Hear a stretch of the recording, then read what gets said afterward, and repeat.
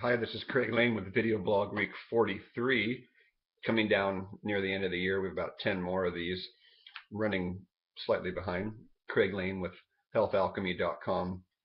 Another in the series of, we'll just call them tea time discussions. As I get inspired for some of these, what often comes up is just what comes up in the moment, and then I often will write it down and then share with others, humbly, my insights, or maybe not so humbly at times. And science as a religion is today's topic. One of the things that, as I delve more and more deeply into health and the body and what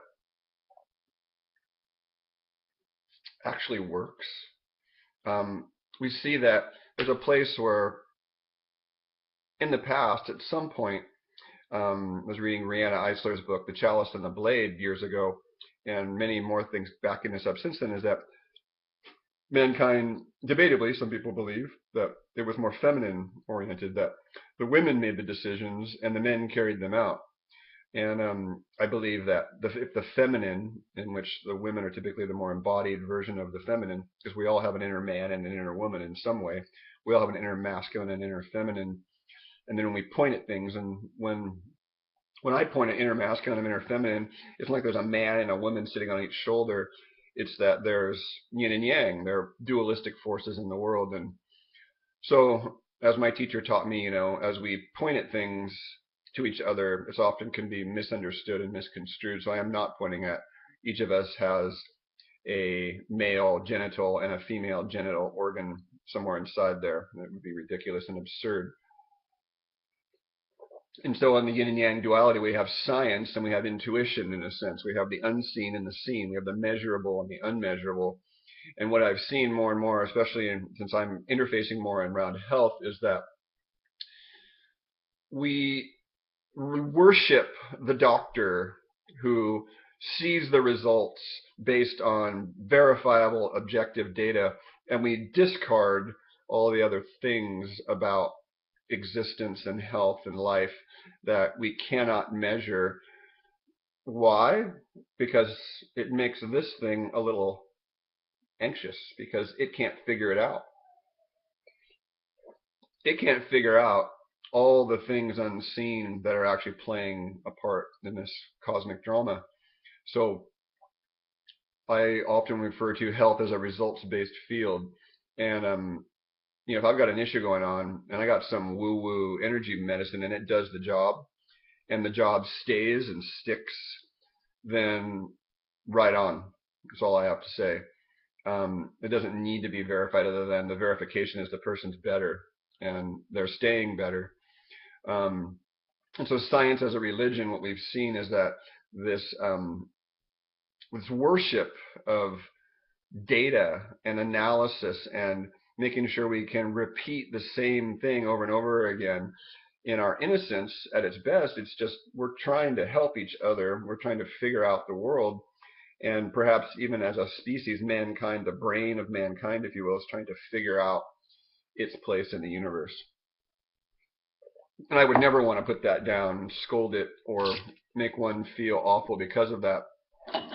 My job, my dance, if you will, is to simply raise awareness. And that's one of my missions as a man. My stated mission is I create a world of harmony by connecting. And connecting the unseen and the seen.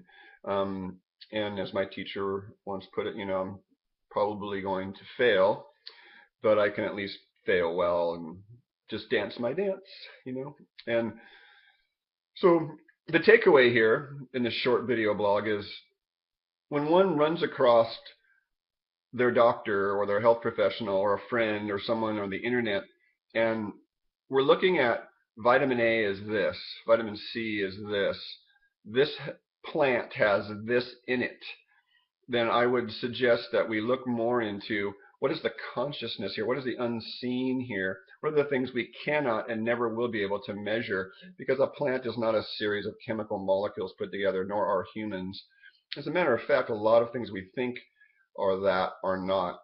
So when we inject drugs into someone, chemotherapy, or we do radiation, or we take a vitamin based on the RDA, then what we're actually doing is we're going back to this worship, and we're taking in dead molecules. If it's made in a chemical laboratory without some form of living process occurring, then we're taking in death and expecting to make life. The medical system as it stands, still getting better, in my judgment, is the study of disease. The study of the holistic practitioner is the study of health and of life. And I believe they have a place hand in hand, not that we want to throw out science. And the voice of reason in me says, watch out, don't go too far in the other direction, because that's madness too. To say that, as one of my health teachers once said, you can have all the spirit guides and intuitions, but if you can't verify it in the lab, you're going to be thrown out. If you can't verify it based on science in today's world, you're basically going to be thrown out as a quack. And I would challenge that somewhat in saying that, if I'm getting results, who freaking cares, But on the other hand, there is the balance of the two, and I believe that's where we're heading, whether the powers that sort of are running the medicine world or the health world or the infrastructure around us like it or not. And I think that's all I have to say today. So the takeaway is just question that. Look into when I give a plant to someone or an herb or an herbal blend, then I'm often looking at factors that are occurring to me in the moment. In other words, yarrow pops up, or plantain, or this food, or this root, and I'm just talking to someone, and they start to pop up. It's almost as if my friends around me, and I have hundreds of plants I'm aware of and foods I'm aware of, that my friends and their consciousness are they want to do me and them a favor by making them part of their dream. And consider that next time you think you're choosing a food or you're choosing something in your life. Maybe it's choosing you, and you're just part of the process. Craig Lane with Health Alchemy signing off. What a pleasure.